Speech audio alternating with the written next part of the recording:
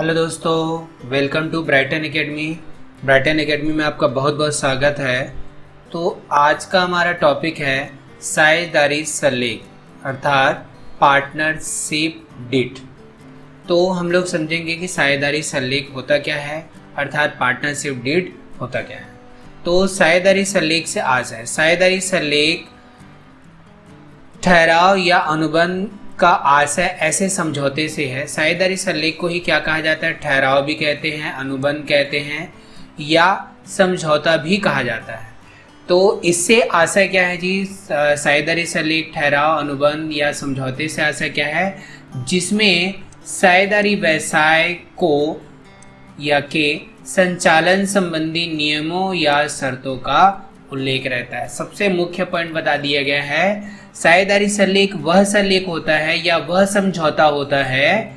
समझौता मतलब क्या हो गया जी? सभी पार्टनर या सभी साझेदार आपस में मिलकर डिसाइड करते हैं कि फर्म को किस तरीके से संचालित या चलाया जाएगा। इसके क्या लिखे रहते हैं? उसमें नियम या शर्त लिखे रहते हैं।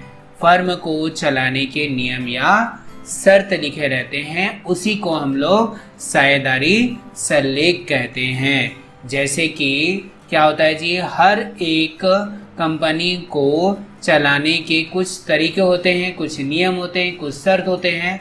उन्हीं शर्तों को अगर एक दस्तावेज या एक डॉक्यूमेंट के रूप में अगर कहीं लिख कर रखा जाता है तो उसी को हम लोग क्या कहते हैं? साझेदारी सल्लेख कहते हैं। यह समझौता लिखित एवं मौखिक हो सकता है। समझौता किस तरीके से हो सकता है? या तो फिर साझेदारी सल्लेख में या डॉक्यूमेंट में उसको लिख कर रखा जा सकता है, या आपस में लोग या पार्टनर आपस में बात करके ये डिसाइड कर लेंगे, बात करके कि हाँ हमें फर्म को इस तरीके से संचालित करना है, तो इस तरीके से भी साझेदारी सल्लेख हो सकता है। लेकिन समझौता अर्थात लिखित समझौता ही श्रेष्ठ माना जाता है। लिखित समझौता ही श्रेष्ठ माना जाता है। कहने का मतलब ये है कि अगर हम लोग लेखा करके रखेंगे या लिख कर रखेंगे तो उससे क्या हो गया जी? अगर नियम और शर्त को हम लोग लिख कर रख लें तो उससे क्या होगा कि अगर कोई भी साझेदारों के बीच में वाद विवाद की स्थिति उत्पन्न होती है तो उस कंडीशन में उसे प्रूफ के रूप में या सबूत के रूप में उसे दिखाया जा सकता है। इस कारण से लिखित समझौता ज़्यादा बेटर है। मौखिक समझौता अगर करते हैं या साझेदारी सल्लेख मौखिक रूप से होती है, केवल हम लोग आपस में डिसाइड कर लिए बातों बात में किस तरीके से चलाना है, तो क्या होगा? अगर वाद विवाद हुआ तो कोई पार्टनर मुकर गया, ऐसा तो कोई बात नहीं हुई थी, तो उस कंडीशन में क्या होगा? उस कंडीशन में वाद विवाद की स्थिति और बढ़ सकती। इसी कारण से क्या बोला गया है? लिखित समझौता ही श्रेष्ठ माना जाता है। साझेदारी सल्लेख का होना अनिवार्य नहीं है। मतलब किसी भी फर्म में या हर एक फर्म में साझेदारी सल्लेख या वो डॉक्यूमेंट या दस्तावेज जिसमें कंपनी के या व्यवसाय के संचालन के नियम या शर्त का लिखा होना जरूरी नहीं है। अर्थात साझेदारी सल्लेख अगर फर्म में ना हो तो भी फर्म को चलाया जा सकता है। आगे देखेंगे साझेदारी सल्लेख की प्रमुख बातें। साझेदारी सल्लेख में निम्न बातों का उल्लेख होता है, अर्थात निम्न चीजों को उसमें लिखित रूप में रखा जाता है। फर्स्ट नंबर है फर्म का नाम एवं पता। तो इसमें क्या लिखा रहता है कि फर्म का नाम क्या होगा, उसका पता क्या होगा, मतलब फर्म का किस नाम से आप उस फर्म को चलाएंगे। जैसे कि हो गया, एक एग्जांपल देता हूँ, AB लिमिटेड या रायपुर प्रोडक्शन लिमिटेड वगैरह वगैरह। कोई नाम होना चाहिए और उसका पता भी होना चाहिए कि वो फर्म कहाँ पर है। तो उसके लिए आपको क्या करना पड़ेगा? फर्म का पंजीयन कराना पड़ेगा, और फर्म का पंजीयन कराएंगे, उसका नाम होगा वो कभी भी मिलता जुलता नहीं होना चाहिए। वो नाम कभी भी मिलता जुलता नहीं होना चाहिए। पंजीयन मतलब उसका रजिस्ट्रेशन होता है। जब भी कोई भी कंपनी अर्थात कोई भी फर्म नया खोला जाता है तो उसका क्या किया जाता है? पहले नाम दर्ज करने के लिए उसका पंजीयन अर्थात रजिस्ट्रेशन किया जाता है। तो अब हम लोग देखेंगे दूसरा नंबर टॉपिक, व्यापार का क्षेत्र। व्यापार का क्षेत्र, आपका व्यापार किस तरीके का है? स्थानीय है, अर्थात लोकल एरिया में आपने व्यवसाय खोला। जैसे कि अगर मैं बात करूं तो मैं उरकुरा लेवल का हूं, उरकुरा में रहता हूं, तो मैं उरकुरा लेवल पर ही बिजनेस करता हूं, तो वो स्थानीय व्यापार हो गया। प्रांतीय व्यापार मतलब क्या हो गया जी? मैं अगर जिले स्तर पर करता हूं, जिला स्तर मतलब कहने का मतलब ये हो गया जैसे कि एक जिला से दूसरे जिला में मैं माल की सप्लाई करता हूं, तो वो प्रांतीय स्तर पर हो गया। राष्ट्रीय स्तर पर मतलब क्या हो गया जी? मैं एक राज्य से दूसरे राज्य में क्या करता हूं जी? अपना प्रोडक्शन करता हूं, अर्थात माल बनाता हूं, उसको बेच देता हूं। या अंतर्राष्ट्रीय स्तर पर, अर्थात मैं विदेशों में भी सामान बेचता हूं या उसे खरीदता हूं। तो मेरा व्यापार का क्षेत्र किस प्रकार का है, ये भी मुझे साझेदारी सलेब में लिखना है।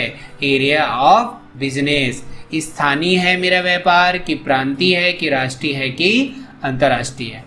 उसमें तीसरा नंबर पॉइंट क्या है जो उसमें और क्या लिखा होना चाहिए? साझेदार का नाम व पता, अर्थात आपकी कंपनी में कौन कौन पार्टनर है, उसके एड्रेस क्या है, वह कहाँ रहता है, इसका भी आपको जानकारी अर्थात वो साझेदारी सलेख में लिखा हुआ होना चाहिए। चौथा नंबर टॉपिक है साझेदारों की पूंजी, पार्टनर्स कैपिटल। किस पार्टनर ने कितनी कितनी पूंजी लगाई है, इसका भी उल्लेख साझेदारी सलेख में होना चाहिए। पांचवा नंबर टॉपिक है साझेदारी की अवधि। अगर आपने कोई साझेदारी की है, अर्थात आप लोगों ने मान के चलो 5 लोगों ने मिलकर आपने व्यवसाय अर्थात फर्म स्टार्ट किया है, तो उस पार्टनरशिप का ड्यूरेशन अर्थात उस साझेदारी का ड्यूरेशन अर्थात अवधि कितनी होगी, कब से चालू होगी और कब खत्म होगी, इसका अवधि भी आपने अगर निर्धारित किया है तो उसका भी उल्लेख साझेदारी सलेख में होना चाहिए। छठवां नंबर टॉपिक है नए साझेदार का प्रवेश।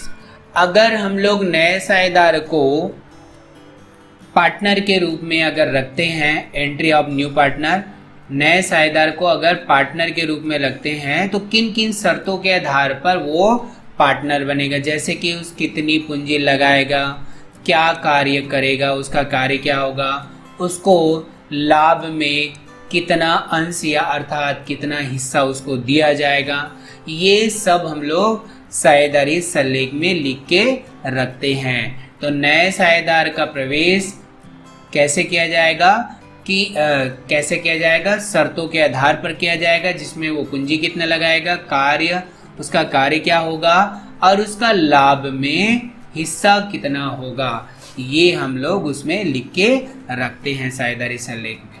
सातवां नंबर टॉपिक है फर्म का व्यवसाय, बिजनेस ऑफ फर्म।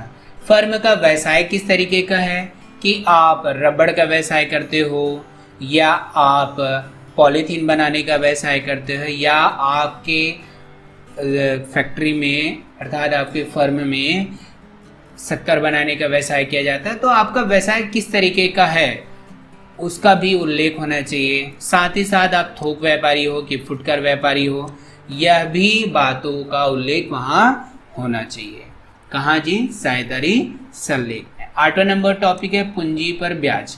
आप लोग जानते हो कि जब भी बिजनेस स्टार्ट होता है या बिजनेस रनिंग में रहता है तो क्या होता है जी, पार्टनर लोग फर्म में पूंजी लगाते हैं, तभी तो पूंजी लगाएंगे तभी तो व्यवसाय आगे चालू होगा।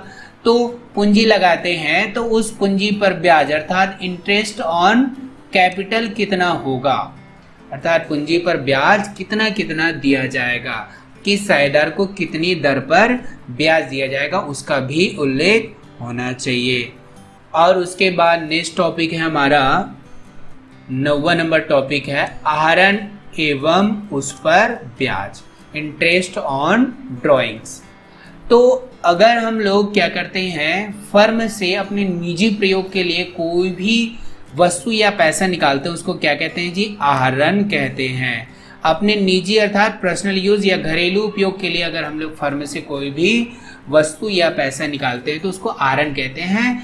तो उस आहरण पर ब्याज देना पड़ता है। किसको देना पड़ता है जी? साझेदार को देना होता है। और किसको देते हैं? वो फर्म को देते हैं। क्यों? क्योंकि वो फर्म से निकाले हैं, इसका आंसर फर्म को देना पड़ेगा। तो उस कंडीशन में उसको कितना पैसा निकालना, आहरण कितना करना है, कब तक करना है, मतलब उसे अगर फर्म के मतलब जैसे कि कोई अवधि होती है फर्म की, जैसे कि 1 जनवरी से 31 दिसंबर तक अगर हमने फर्म का क्लोजिंग डिसाइड किया है कि 1 जनवरी से चालू करेंगे और 31 दिसंबर को उसको क्लोज करेंगे, तो उसके निकालने की अवधि क्या होगी, इसके बीच की कोई ना कोई अवधि निर्धारित की जाएगी कि आप हर 3 महीने में निकाल सकते हो या हर 6 महीने में निकाल सकते हो, अर्थात कब कब निकाला जाएगा इसका भी निर्धारण साझेदारी सल्लेख में लिखा रहता है। और साथ ही साथ उसकी ब्याज की दर का भी उल्लेख रहता है कि अगर आहरण पर ब्याज अगर फर्म द्वारा लिया जाएगा तो कितना लिया जाएगा, इसका भी उल्लेख वहाँ रहता है। कहाँ जी? साझेदारी सल्लेख में। अब 10वां नंबर टॉपिक है लाभ हानि का विभाजन। अगर फर्म को लाभ होता है तो किस अनुपात में कितना कितना साझेदार लाभ का हिस्सा बांटेंगे, अगर हानि होगी तो भी कितना कितना सभी साझेदार वहन करेंगे हानि को, इसके बारे में भी उल्लेख साझेदारी सल्लेख में होना चाहिए। कभी कभी ये क्या किया जाता है, पूंजी के अनुपात में भी इसका विभाजन किया जाता है, अर्थात जितनी ज़्यादा पूंजी लगाई उसका उतना ही लाभ होगा और जितनी कम पूंजी लगाई उसका लाभ में हिस्सा भी उतना ही कम होगा। अगर हानि हुई तो उतना ही हानि वो उठाएगा जिसने जितना ज़्यादा पूंजी लगाया है। अब देखेंगे वेतन एवं कमीशन, सैलरी एंड कमीशन। अगर फर्म में कोई साझेदार